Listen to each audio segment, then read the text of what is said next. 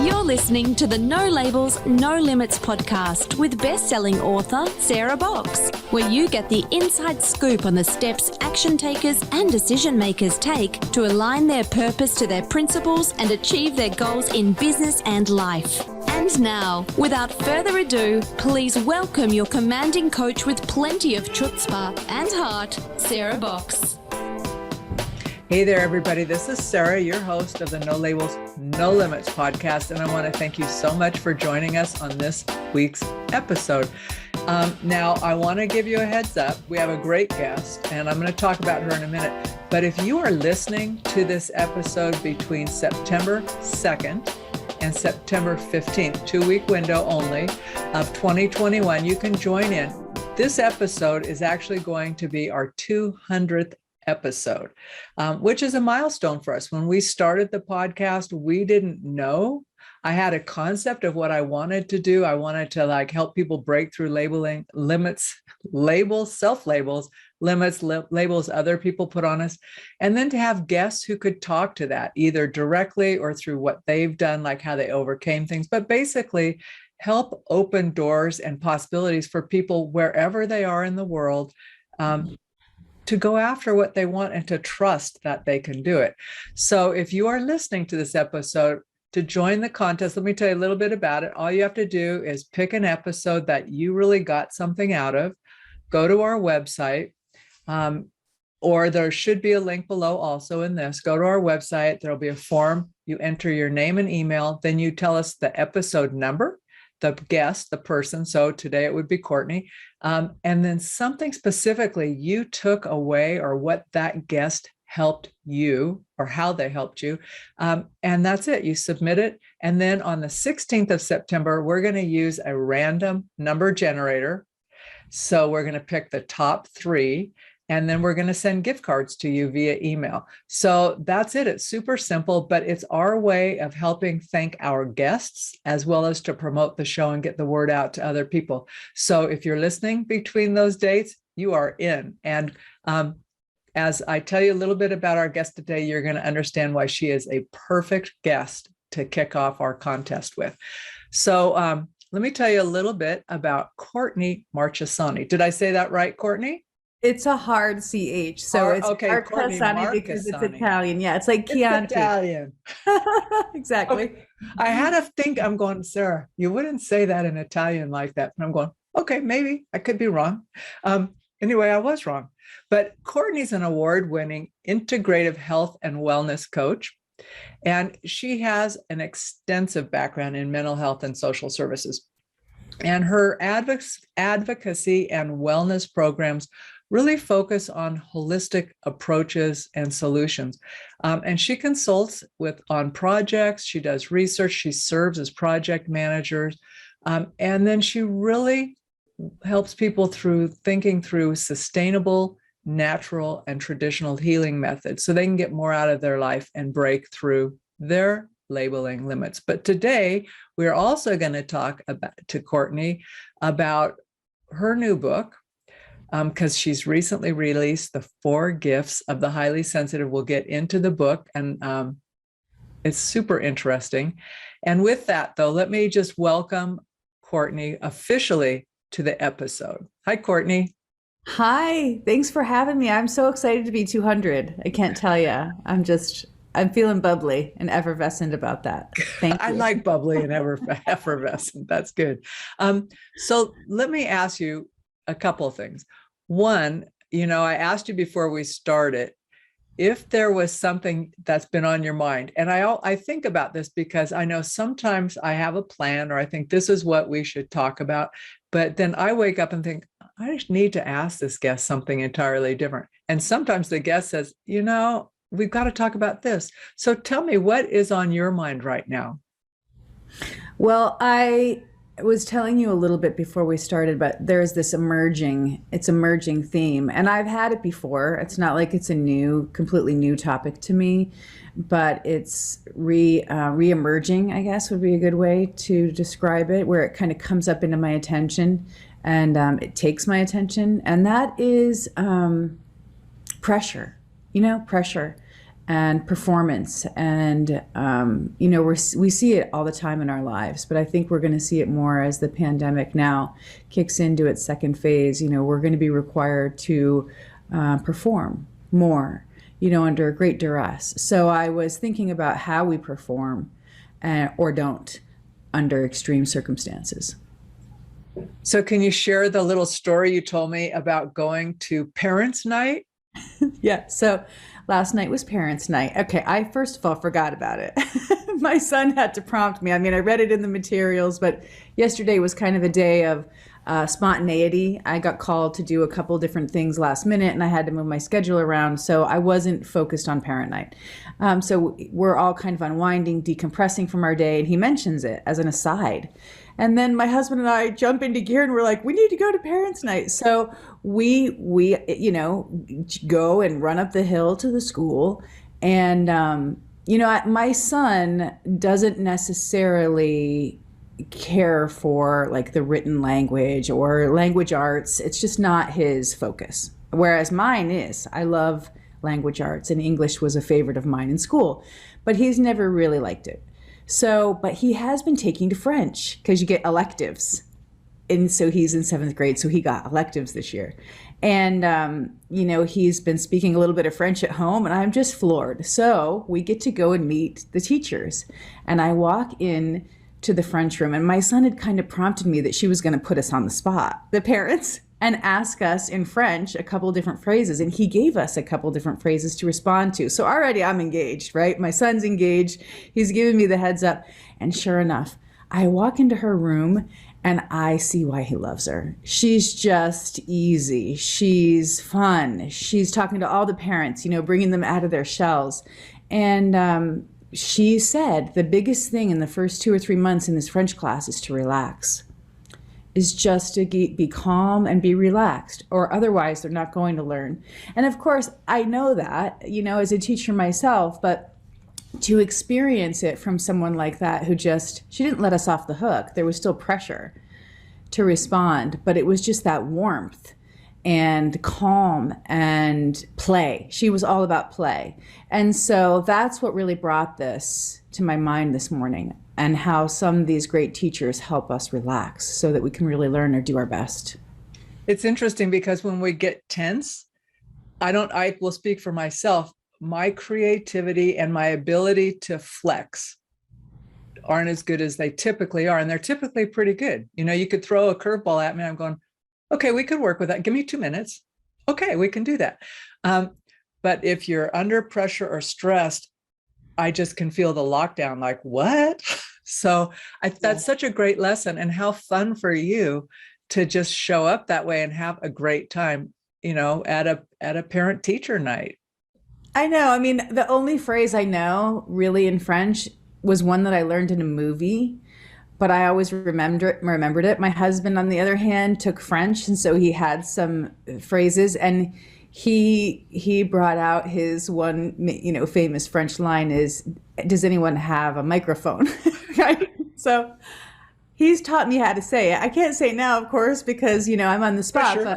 but I pressured him in the moment. I was like, say, is there a microphone present? And so he goes up and he tells her, and so she starts laughing, and then she goes into this whole French dialogue where she's like, well, we don't have microphones as much anymore because now everything is on the cell phone, and he could understand her. And so I think that it is amazing what's possible when we laugh in the moment, and we can laugh at ourselves and not feel that. And so her example was just all these 7th and 8th graders are under so much pressure all the time. It's middle school, it's one of the hardest times in their educational, social pressure, and other kids, looking at, there's a lot of pressure in 7th and 8th grade. It goes without saying. So I thought it was funny that not only she could engage her kids this way, but she could engage the parents, her like another level of like, seriousness about school. And it's so translatable to everything. I mean, sports performance, work performance, speech performance, right? And public speaking. And so I've experienced the complete lockdown, where I'm just frozen up and nothing's happening mentally or emotionally. And I've also experienced the, nail it performance where you hit it. And so it's like, I do believe it's something that we need to be aware of in every facet of our life. Or how much are we performing, and how much are we getting, locked up? Because that's a terrible feeling, to just feel frozen. It's mostly performance anxiety that creates that. But there's a lot of layers. I know that you know that. Well, there are. And I think one of the hardest parts is when you're locked up, there's more. It just isn't coming, right? And so excuse me, I'm living where there's a lot of smoke right now, so my voice might go in and out. But what happens for me, and I know a lot of my colleagues too, is like, there's more there, but you can't tap it as like you normally do. And I just love that remembrance on your part to share with us today. Well, now, I do have a question. Thanks for inviting me to share it. I probably wouldn't have, but because you had that thought process of asking, it was able to come out. It's I'm nice. trying to check always my intuition over my logic. Like I love having a plan. I like when my plans work out. I do. I can't lie. But I also have learned over the years that if I hear something in my head that says, just ask, just check it out, I usually am happy I did. And this is a great example of it, because I wouldn't have gotten your lesson, and our listeners wouldn't have gotten your lesson either. So I love that takeaway. But I think it's est un magnetophone ici. Est un magnetophone ici. Is there a microphone present? I think I got it. Okay. I always think Let us proceed. My biggest things is I always need to know, if it's the minimum thing I need to know, is there a hotel? Is there a bathroom? If I know those two things, and I've come to find out that the most important is, where's coffee? And depending on where you are, coffee is pretty well understood, right? You can time it, do that kind of stuff. Yes. And it's gotten me far. Una cafe? That's my girl. Oh my gosh. Okay, we digress, my friend. Okay, let's go. So do you have, as a creative person and a writer, do you have a routine that you practice every day that kind of keeps you in sync with that? Yes, and a good segue about the coffee. It has a big placeholder in my morning, but I kind of clear everything away. I try to clear my thoughts away. I sit down quietly after the hustle and the bustle of the morning, and I do create a creative space. And so sometimes I use that space for 101 level task orientation, but a lot of times it's a kind of like a primer when I make that space to let things come through. And so when I was talking about creativity, I look at it as different processes that I cultivate to allow my creativity to come through. So yes, I definitely use a process. Sometimes it just comes through spontaneously when I'm feeling connected in the moment with nature or my kids, or any other enjoyable or pleasurable thing that I love to do and I feel immersed in it. Then the creativity really comes, because I think that's when I really feel free, open, receptive. Then it really definitely comes, and that's just in the moment. That's not. You have a great way of making pictures in my head with how you speak, so I can tell you like language art. And you're like, yeah, I do. I'm sitting there, I'm feeling free, I'm feeling good. So how did you come? I'm just was pausing to decide where I wanted to go next. I do want to know about your book. Sure. There's a lot of questions I have about your book. So what led you to write that book? And the whole title is 4 Gifts of the Highly Sensitive: Embrace the Science of Sensitivity, Heal Anxiety in Relationships, and Connect Deeply. And that title alone, I know, has resonated with a couple of people very close to me. So how did you come to write that? Well, I didn't know that was the book that I wanted to write, but long ago when I was working at a trauma center, a mental health center, but it was also a hospital. And so it was integrated with psychiatry, outpatient. I worked on the outpatient end while also doing housing. So I was an administrator for 200 units of affordable housing to transition our clients back into the community after they've experienced mental health issues. So it was a very big job, multiple roles in one in one job. And as a mental health provider, as a clinical provider, I have my own clients, and I started to notice that there wasn't enough creativity and healing. I mean, just being a front level worker, I started to see that, just in terms of my own opinion, that we weren't doing enough in terms of integrative medicine. But I didn't know the book that I wanted to write was Four Gifts. That kind of unfolded along my own personal journey when I started to recognize that I was a sensitive person. But it took me a long time. I didn't know that. I came to it, I call it like back engineering, because I wasn't self-aware enough to recognize that. I mean, I had read Dr. Elaine Aron's book in the 90s, which was the first highly sensitive person book, but I still didn't identify myself. So it came about through a series of events over time, which were what I would call synchronistic, but I would also call really on the extreme end of like psychic phenomenon. And I hadn't learned about those kind of anomalous experience. I knew nothing about them. And so I really started to research them in tandem with my work. And then I ended up kind of going that way, where I just turned towards the anomalous experiences. And that's why you see the science behind sensitivity, because I felt like when I was ready to write that book, finally, there wasn't enough science explaining the physiological process of these individuals who were really far out on the spectrum. So my passion behind it was to help teach the science behind sensitivity, to validate sensitives in their experience so they wouldn't feel alone or isolated in their experience. And that's what drew me to writing it. Could you define what a sensitive is and help us understand, so that, because people can hear that word and say, well, I'm a sensitive person, but you're not speaking just of that. You're speaking much more specifically, right?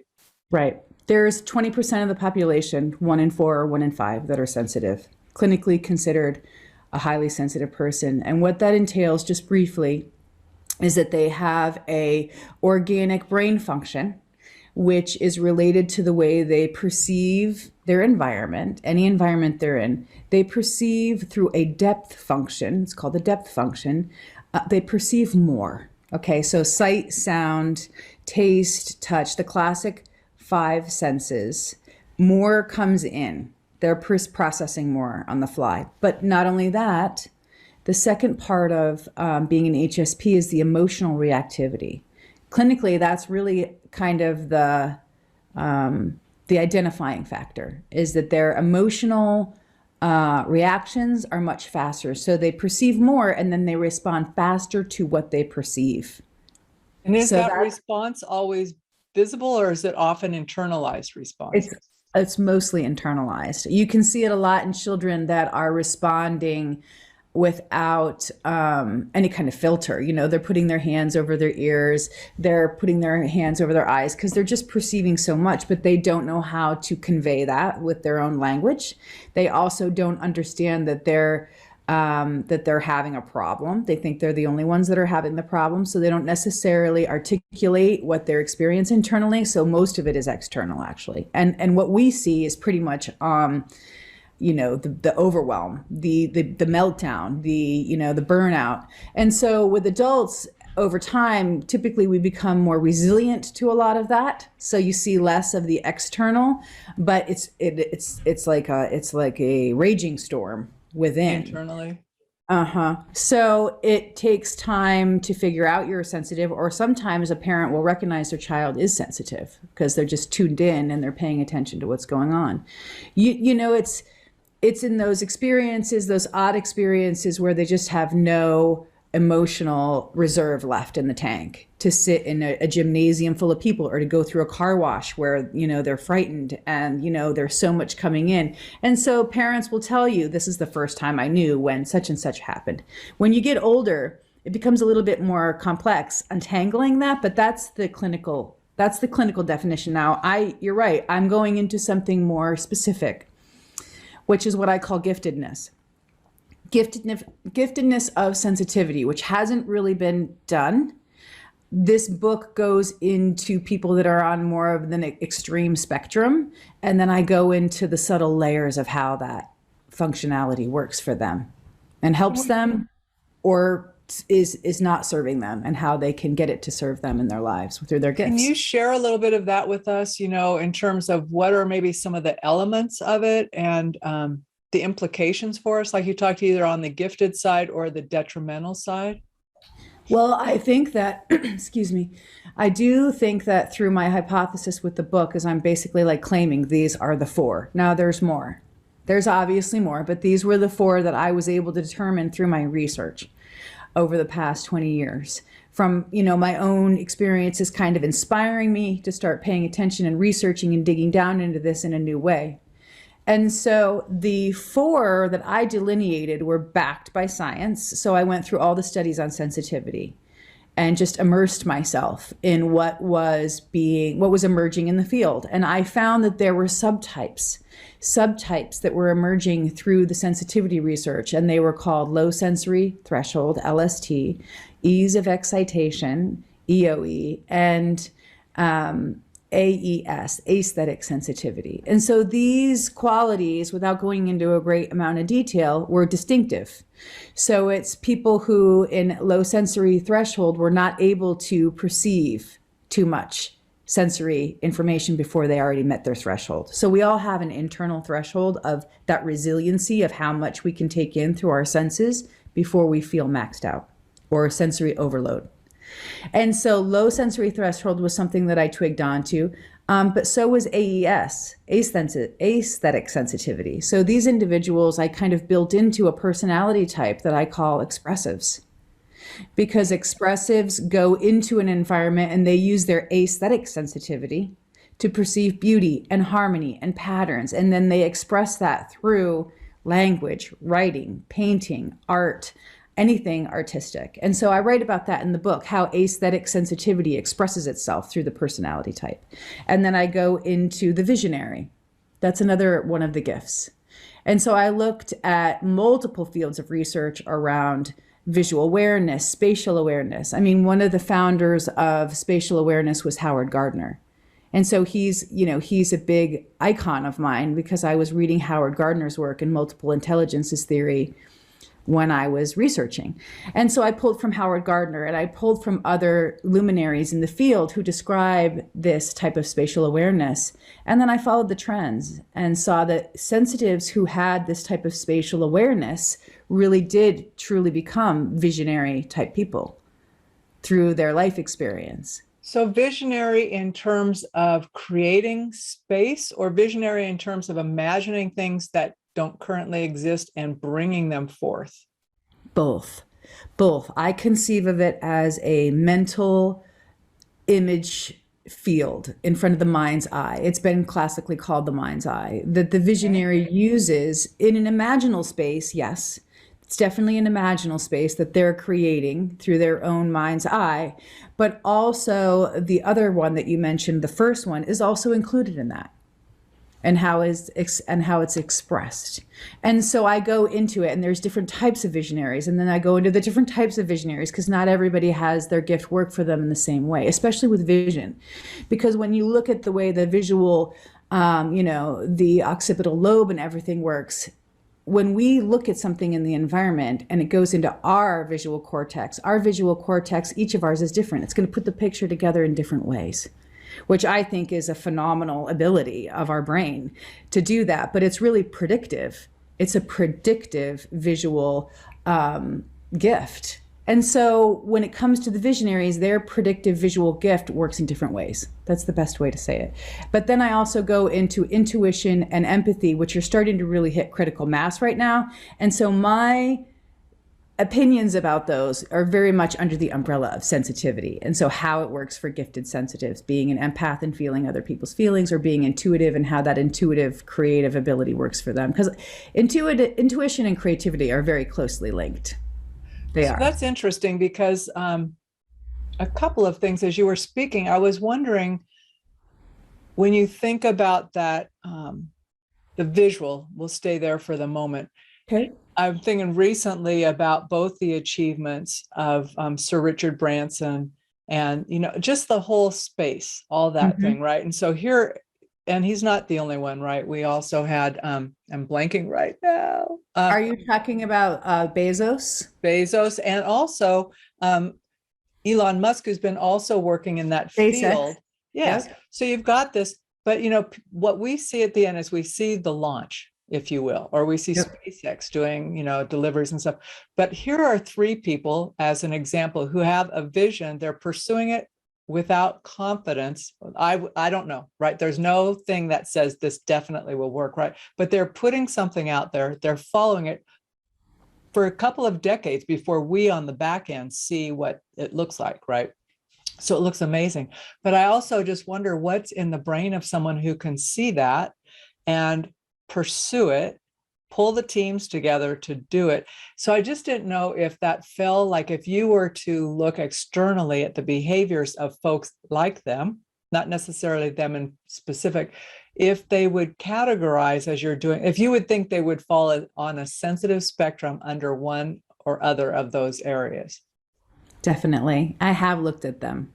Not Bezos so much, but I have been exploring Richard Branson's perception for 10 years pretty much, and following and looking at it and analyzing it, because one of the things that he came to me was through dyslexia. So your podcast is No Labels, and so one of the things that has always stood out to me is individuals who kind of get labeled, right, for their disabilities or their differences. Their inability to do something like language, for example, like reading, right? That is very much a learning. It's a learned. Now, we all have the capacity for language. Our brain developed, natural selection made it possible for us to learn languages.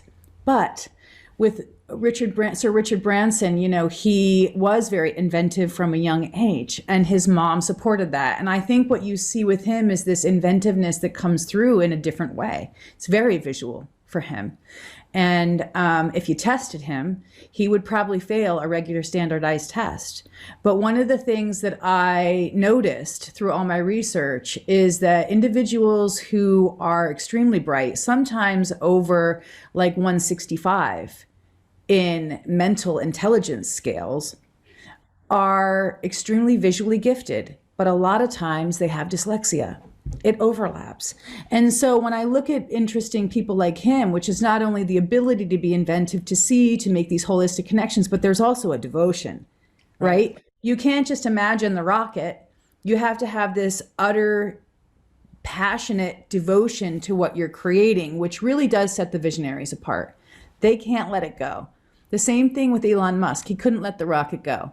And so he also was probably likely very sensitive, creative kid. And so was Richard Branson. Now, I don't know about Bezos so much, but those two, I can definitely say they're visionaries. There's no doubt. I've looked at their history. I don't think that Elon Musk has dyslexia as far as I know, but look at all these people who do, from actors to film directors, to literary people who are in the arts. And so you really do see these trends start to happen. And so dyslexia is one of the things that I picked up on because it just started to trend. I started to see these individuals who are very passionate about problem solving, very passionate about their answers for it, even if they didn't know how or why their answers worked. It was a totally intuitive process and how they followed it. And then what we see now, right, which is the rocket going, which we thought would never be possible. So I do think that there's some underpinnings to these types of visionaries, and one of them is they don't give up. They keep going. And usually along the way, they get enough creative solutions to build these companies that they can bring in enough money to keep going. It inspires them or gives them proof or confidence to not give up. That whole persistence thing is, sometimes I wonder, Courtney, if people don't persist. And there's that big fear of like, okay, you're only 2 inches from the next turn, but they can't persist any longer, right? So they stop. And I think, what would we be missing out on? Or I think what about have it we too. missed? We don't know what we've missed out on because someone stopped short. I think about it too, and why some people have that pressure point where they are exhausted, but they keep going. And then there's also the financial part of it that's the big part of it, why you can't give up. Now, some people run out of money, right, for their inventions and their ideas. But think about a kid in college, right, who's burnt out, they're not doing well, and they have so much invested in student loans. They can't really give up. There's like you have this much invested in, you can't give up now. And so I think there's so much that goes into that in terms of the pressure point that we don't know, why some people decide to divert and take a different tack. But the way I look at that process when people do give up is that there is a learning, that failure is not failure in that way, in the traditional way. That I think there's always something learned in that process and the decision point when they divert and go into a different direction. I absolutely agree. I mean, and that's also a frame, that's a reframe, right? When people think they failed, it's like, do you have more information than you did yesterday? Yeah. Okay. No failure. We learn so much about ourselves in those moments. We do. And sometimes it's not pretty. No, I mean, I have had things that have not gone well, and I had to pull out of, and it was crushing, emotionally crushing, mentally crushing. But I think that's why I can really tune into the reframe, is because that's kind of where you need to go if you want to rise up and pull yourself up. But that's the essence of what you're talking about. Why can some people do that, even in the most utter devastating circumstances, and others don't? And so that's an existential question that I've wondered about for years. But you don't have an answer for me? Well, I do think it comes into the nature of the human spirit a little bit. I do. I think it kind of goes into the triumph of the human spirit and how some people can pick themselves up or find themselves whole or strengthened in a new way, where others kind of remain broken and never really kind of pick themselves back up or become whole again. So I feel like that's when the human spirit comes close to us to help us heal in whatever way we need to heal to keep going. And I also believe that these individuals that we're talking about sometimes do have a purpose. So it's not going to let us go. I agree. We're not going to be able to run from it. It's in us. It's like that divine spark that we can't hide. I figured it emerges in a different way at a different time. Yeah, with different people and a different scenario. But if you're paying attention and you really are cued into that kind of thing, you'll start to recognize it's a pattern. Yeah, that was a question I had to answer a couple of days ago about myself. And it was like, what are your clues or something? What's the something you've just never let go of? And I'm thinking, yeah, that was so weird. When I first had that desire, right, I didn't know what it meant. And it was true, like with the name of this podcast. It just, the name came to me and I'm thinking, okay, I don't know what I'm going to do with that, but it feels right. So I'm going to just claim it and then figure it out. So, I mean, a lot of that stuff we don't know, but it all, when I look a retrospective, like you're saying, they tag to one another and they they show a path. Where it goes, I don't know. I know I'm not there. But it is also that sense of wonder and curiosity. Now, the divine spirit or that soul spirit you're talking about, does that come in? Do you see that with folks who are deeply sensitive folks expressed differently or more connected? I'm not sure the best way to ask a question, but does it manifest different for people? Yes, it does. Absolutely, it does. And I think that the part of it that I started to twig onto was the way in which people perceive.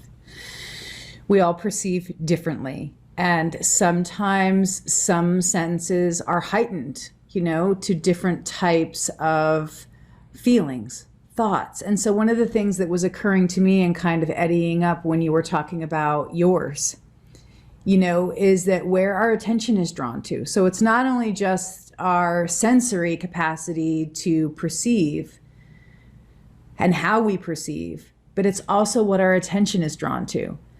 And that's kind of the mysterious part about it that I've really liked studying. I guess I don't have any other way to put it. It's a mystery. And so I like to find new discoveries along the way. And so I think back to my own discovery process, and there were clearly times where I was attuned and my attention was drawn to something I didn't necessarily know why, and I followed it.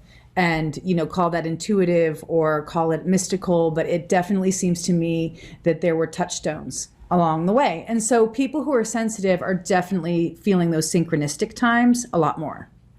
Yes, we all have synchronicities as, humans, we experience synchronicity, but sensitives appear to, they describe synchronicities happening to them a lot more often and not knowing what it means and then following the path. And then there's also the way in which they perceive those things. And so I think that there is kind of that formula you can follow with sensitives to identify, and the divine connection is part of it. And the reason why is not necessarily that they have a religion. It's because they've had an experience that they can't explain. And it kind of goes into the divine bucket. Like in psychiatry, there's always that other bucket that we don't know. And well, if you're a sensitive person, things kind of go into the, I can't really label that. I don't know what that is. And so they typically seek to understand what it is. And that's something that is also a trend with sensitivity. You'll be able to identify a sensitive person by those kinds of moments. I like that you say there's the other bucket. It's like, okay, this just doesn't fit, but we'll keep it. It goes in a bucket, right? It cannot be defined.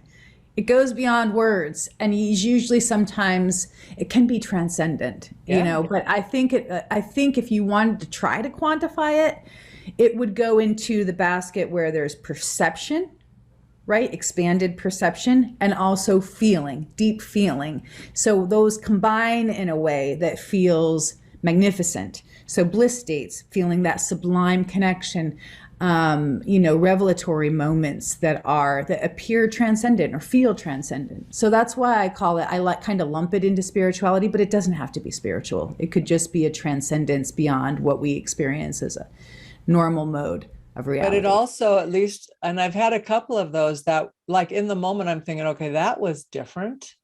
That was really different, but I never doubted that it was real. And that was like, it wasn't like it didn't need examination. It happened, it was real, but could I explain it and why that happened? No, so, and you usually can't forget it, right? You usually don't forget it. Years ago. Right. You usually have a memory of it that kind of, it's an imprint in a way of this magical thing that happened. And so I lump that into sensitivity, because from everything I've studied, I believe that is sensitivity, and we just don't understand it fully yet. So are folks, because I'm taking the word literally, sensitivity, and your descriptions as well as the science behind it, but I'm also thinking about how we are bombarded with so much more right now. I mean, you bring up COVID and the pressures of COVID.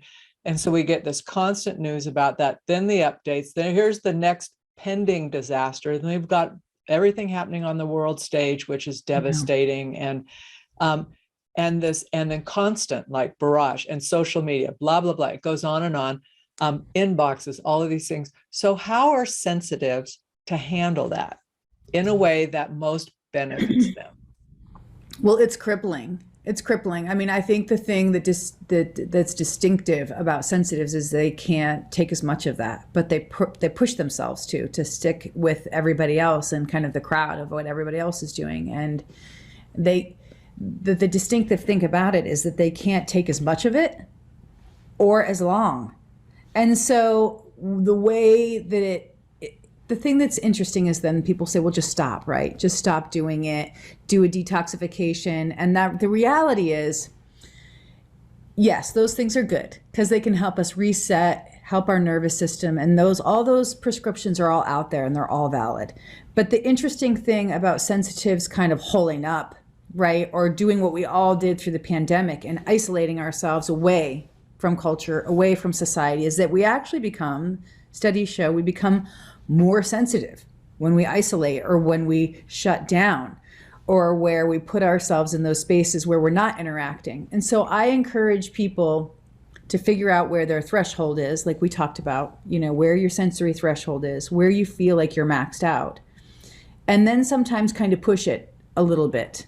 And this is what I call resilience. So it's resilience in a different way. It's being able to attune to an environment and know when you've hit your sensory limit and when you need to kind of back off. And then you'll be able to do more, actually. You'll have more longevity. But in the near term, It can be not harmful to completely remove yourself from those environments, but you won't be building the resiliency you need to be a productive member of society in the long term, or to help yourself with therapeutic things.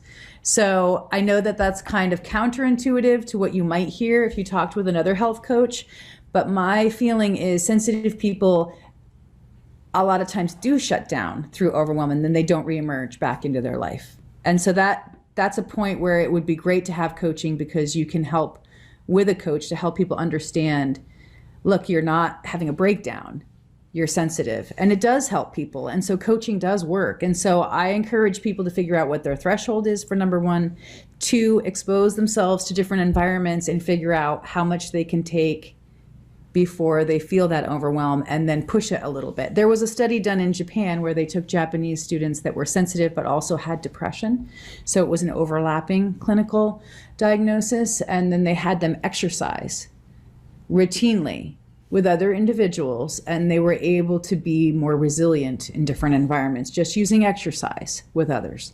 And so there are ways to do it, but you have to find your way, because everybody's different. So that was a long answer, but that was a perfect answer. Do. No, that was perfect. And I love that, like sometimes people think, well, if I don't want to be in the noisy environment, I just have to be more noisy. But like the example of the Japanese study, you can be with people, but in an environment that's beneficial to you. Right. And they become less the focus. Right. Right. And so you build your ability to be able to discern in that environment what you feel is annoying, right, sensorially, but then also build the reserves to be able to cope while you're doing it in a safe way. Yeah, I love that. And you're right. Everybody's different, and we have to give ourselves a little bit of grace. Grace. It's an experiment. Let's see how it goes. I've learned what my thresholds are, and then I've just here's my coping mechanism. And I do remember early on in the pandemic, like when we really were in lockdown, people were, I can't stand not seeing people. I'm thinking, okay, first of all, I'm an introvert. I'm okay with it. Yeah. You learn that. You're like, okay, well, what's all the, the fuss about? But I did really miss being able to see and touch people because I'm very tactile. Yes. Right. So, anyway, that was, it was interesting, but you're right. It's so easy to be a hermit. It's like, okay, I could live my life on my screen and walking my dog and maybe talking with my husband. Right. So you can't keep shutting down, or your world gets really narrow. Right. And so it really begs the question of, well, what is a high quality life experience, and how do I determine that? And so, like, once again, it is up to everybody to determine, well, what do I need? And you figured it out, because you're self-effacing and you're self-aware and you're asking yourself those questions. Well, what do I need? And you're figuring it out along the way. Well, I get to talk to really smart people like you, right? So I'm not stupid. I get that. I love to learn, but I also know that my podcast guests, they're not just for my audience, they're for me too. I'm learning every time I talk to somebody, but I refuse to let my world get smaller just because our external circumstances are smaller. You won't be satisfied with it either eventually in the long term. You will thirst, you will crave, you'll feel hungry for that human connection to vibe with, and to be inspired by others, and to be drawn in, because we as a society are relational. Yep. So I always encourage sensitive people to forge those connections, because they make our life richer. But I also go into all the wonderful things that are great for sensitives, like aromatherapy, touch therapy, movement therapies. There are so many different types of mind-body therapies to help sensitive people, but we don't get access to them through our clinical providers. So that's the other thing in the message in my book, is that it's an inside job. You can go to massage therapists. You can go to yoga therapists. You can go to people for, rolfing and musculature stuff and fascia, but it really is you determining this stuff. And so it's important. That's the other message, which can kind of feel like tough love, but you got to do it. That's the other thing that I coach on, is like, you have to figure it out for yourself for the long term. I can't do it for you. That's not always what folks want to hear. No. That's why it's the tough love. You know, we want to go and get the answers for somebody and then have them say, yes, I can take your pain away. Now, for sensitives, they experience more pain. They do. And so we have to figure out where our pain thresholds is. So that's the other motivator, which is also tough love, is that we either seek, typically as humans, pain or pleasure, or we approach or we withdraw. I mean, it kind of comes down to these more simplistic ideas, but they're not when you get into the nuances of feeling pain or feeling suffering or feeling joy. And it's this multi-layer wave that's happening all the time internally. And so sensitives, if they don't take care of themselves, they'll experience more pain.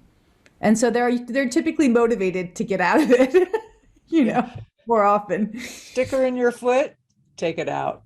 Yeah. So, you know, I want to ask, just as a pivot, just Sure. a heads up pivot, you know, one of the things I asked you before we even had you, you know, schedule and come on as a guest is if there was something our listeners would be surprised to learn about you. Do you remember what you shared? Well, I did that a while ago. I know. Let me give you a clue. It has to do with a brownstone. Oh my gosh. The brownstone. Yeah. That I did not share that for a long time. That was kind of my secret. Well, will you share it now? Yeah, sure I will. Well, it kind of comes full circle because when I was working at that medical center as a provider, as a clinical provider, while also doing the housing, you know, that was a very traumatic job, you know, but I didn't realize it. But what I learned through that, which I haven't ever shared with anybody, but I'm going to share with it now because I think it is enlightening in a way. When clinical providers or healthcare people are put into that pressure point, really into the vice, all the sensory experiences get peaked, really, because you're in a state of fight or flight essentially all the time. If you're not wired differently, like an ER nurse or somebody who's really not as affected as somebody who is a sensitive like myself would be without knowing. I'm just going to put that caveat in there. I think that my sensory expansion was peaked all the time because I was probably in fight or flight a lot of the time, but didn't recognize it. And I was also feeling a lot of what my patients were feeling without recognizing it either as an empath. With that being said, I had two friends in Seattle that were moving. They were going to move to New York City. And so one friend, she lived on one side of the town, and then my other friend lived in my neighborhood. So she asked me to pick her and her boys up and go to our other friend's apartment on a Saturday night and move her bed out of her apartment so they could move in together, save money, and move to New York. So I said, sure, okay, I have a truck. Okay, I have a truck in the city. Not that many people do. And so if you have a truck in the city, let me tell you, even if it's a short bed truck, people will call you and ask you to move their stuff. Oh, you're a popular gal with a truck. Yeah, I was. So, and I was mechanical, so I could take things apart. I had my own tools. All those kind of things created like the perfect storm to move the bed. So anyway, I agree. I show up. I pick my friend up and her two boys on the street, on the curb, and we head over to the other side of town. And I started to have feelings like a nausea not to move the bed. Now, I never went up into her apartment. I picked her and her boys up on the street. So it was a foreign feeling, and it was a sickening feeling, like an unease that felt completely out of the blue. I mean, there was no continuity for it. And so I noticed it, obviously, but I kept driving because I was on point to get the bed and take it all apart. And I kept driving, but I kept feeling this alertedness. And I even heard the words, "Don't move the bed," that kind of came up in my mind a couple of times with an authoritarian, I mean, it was my voice, I guess, but it still had a seriousness to it. Right. So that was very weird, very weird. And so we get to our friend's apartment. She got off work at 8. We're waiting for her to buzz us up. And I say to my friend, I feel like we need to go back to your place right now. I mean, I verbalize my unease. And she says, I'm sorry, we pushed this on you. You know, I'm sure you're just feeling, you know, inconvenienced. And I'm like, you know, like the logical side of myself is listening to this going, yeah, okay, maybe I'm just, you know, upset. But I wasn't upset. It was bizarre. So we go up, I get the bed taken apart. I got the pieces together, the little pieces to keep everything straight, and I drop it. I literally drop the frame on the ground and say to my other friend, we need to leave right now. And she said, oh, totally. Will tomorrow work? And I was like, yeah. So we get back in the truck. My friend thinks I'm crazy. Her boys are like, sitting at attention because something's, we've reversed track. We get back to her apartment and there's smoke. There's smoke in the second. At her apartment. Yeah. At the second layer of the second floor. We go up and there's like a thin layer of smoke and it smells sweet, like a sweet smoke. So I said to her, were you cooking cookies? Were you baking cookies and you forgot you left them in the oven? And she said, no. And she's fishing for her keys in her purse now. And we're all freaked out because there's smoke in the hall.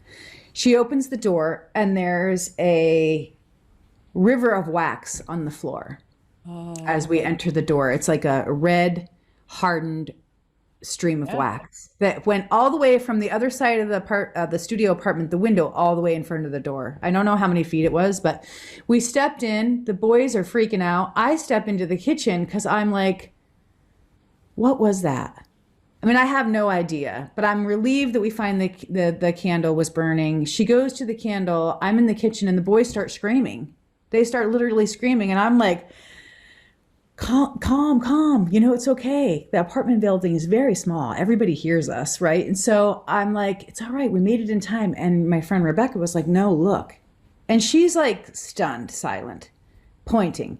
I mean, we're reverted to gestures, right? So she's pointing and I come over and I look and I see that there is a black singe mark, not on the candle, but above the candle, there's a bamboo light shade. Oh, no. And it's smoking and it's expanding. The black singe mark is expanding and there's smoke rolling off of the bamboo light shade. And so I realized that we got there just in the nick of time. And all the smoke that had filled up the building was from, this smoke getting ready to, it's ready to burn. Yep. And so that's what transformed me. I mean, it took me a while I went home. I was stunned, speechless as well. For a while, I didn't tell anybody. For years, I didn't tell anybody. I mean, it was just kind of us girls that knew what happened. So yeah, that's a surprising thing that people don't know about me. And I've started to share it now finally because people have asked, well, why did I write the book? Well, after that happened, something inside of me changed. And I said to myself, I'm going to figure out what this is. Yeah, pay attention. And I also started to communicate a little bit to other people what was going on, and they didn't have the same experiences, clearly. And so I started to investigate, would be the best way. Yeah. What is this? What is it? Was it intuitive? Was it psychic? So that's what led me to write The 4 Gifts of the Highly Sensitive, because I really didn't find what I was looking for. It took me a long time to piece it all together. Thank you for sharing. I feel really privileged, and I'm glad I asked you. Yeah, well, I'm glad you reminded me. I'm thinking, was it that I played sports in college? And Interesting, but not surprising. I'm looking at you, I'm thinking, I figure anything that has requires mental acuity, you can do it. Physical acuity, you got it. And then you tell me you got a truck, you could do that too. So no, I think there's somebody, probably more than one somebody, who needed to hear that specific story even more than about your book today. Because my bet is someone has had many similar experiences and felt crazy, or felt like, oh, I can't share this because I'm going to be ostracized, or what will people think?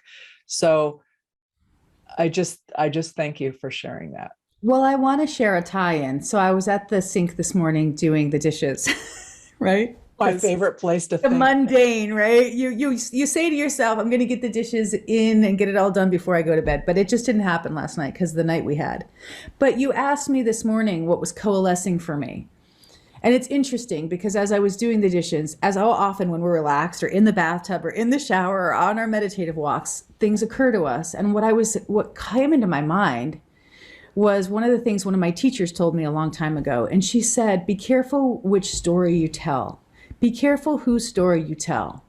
And it was an important message that she wanted to relay to me at the time. And I always thought about that. And so I'm at the sink, right, doing the dishes, and I hear her in my mind say, be careful whose story you tell.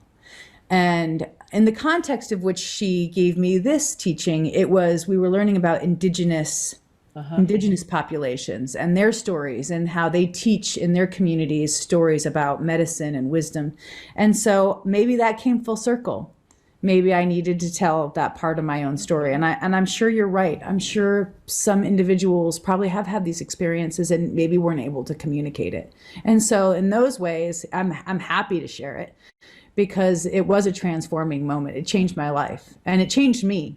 You know, I can look at that and draw a clear line and go, yeah, that was the day that I started saying, I'm going to pursue this openly. It is funny. We have those defining moments. And even in the moment, we might not know the significance of the moment right away, but we know that it happened. We typically don't. I mean, I think that's the phenomenal thing. We typically don't understand the significance of a small decision to turn around. And then you get there and then you understand, well, how did I know that? You don't know how you knew, but lives were saved in that situation. I'm pretty sure of it. I mean, and that's what Rebecca and I were so stunned into silence by, that we knew that it was a life-saving return.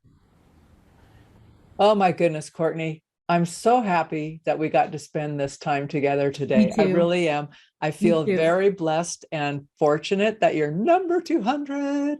Oh, me too. I'm going to be shouting that out from the mountaintop. Shout it out. Tell your friends to come. I'll get you a little crown that says 200. 200. Yes, yeah, I would love 200. That. That's so funny. So what is the best way? Because I do want folks to know where you hang out most, or the best way for them to reach you. If they want to work with you or learn more about you, where is that? It's at Inspired Potentials. Since people can't say or spell my name, you know, they're not going to readily find me through an internet search. So I say Inspired Potentials because it's easy to say and spell, and that's where I hang out. And I have, you know, a website that has more information about everything that we've talked about, and you can contact me. I have a test. I did develop a gifts test if people are curious about finding out if they're intuitive or empathic or a visionary or an expressive, that I developed. And so that's on there. And then I do the test, I analyze all the results, and I send an email to the person. And then I also leave my contact information open if they want to ask questions about anything. I always try to be really responsive and receptive to sensitive people. That's great. I'm just, I know a couple of people who will want to know about that site specifically for the test. And I want to thank you for being a guest. I hope you will consider coming back to be a guest in the future. I'll ring you up when we hit 300. You can just be our, 00 guest. Yeah, I'll be the, what is that? Well, it's not centenarian. It's the centennial. It's the I'll be the 100. Yeah. Is it always a centennial, or is it a biennial and triennial? I don't know. Once you start breaking it, and then I'm thinking, okay, is that every third or is that in thirds? Yeah, right? I know. Then you go into math mode. Semi-weekly. I don't know. Yeah. Well, I would love to come back. Thank you for the invitation. I feel very grateful and blessed as well. All right. And folks, remember, you can claim Courtney's episode if you get it, but you've got a 2-week window to play in the randomized drawing for your favorite podcast episode and why. So we hope you'll join in. Courtney, thank you so much for being on the show today. Thank you. And we'll see everybody else next week. You've been listening to the No Labels, No Limits podcast with best-selling author, change agent, and strategic vision coach, Sarah Box. You can grab the show notes and find out how to work with Sarah at sarahbox.com/No Labels, No Limits podcast. We'd love this podcast to reach as many people as possible. So please remember to rate, leave a 5-star review, and share the podcast with someone you think would get value from this conversation. Until next time, keep taking those daily action steps to align your purpose to your principles and achieve your goals in business and life.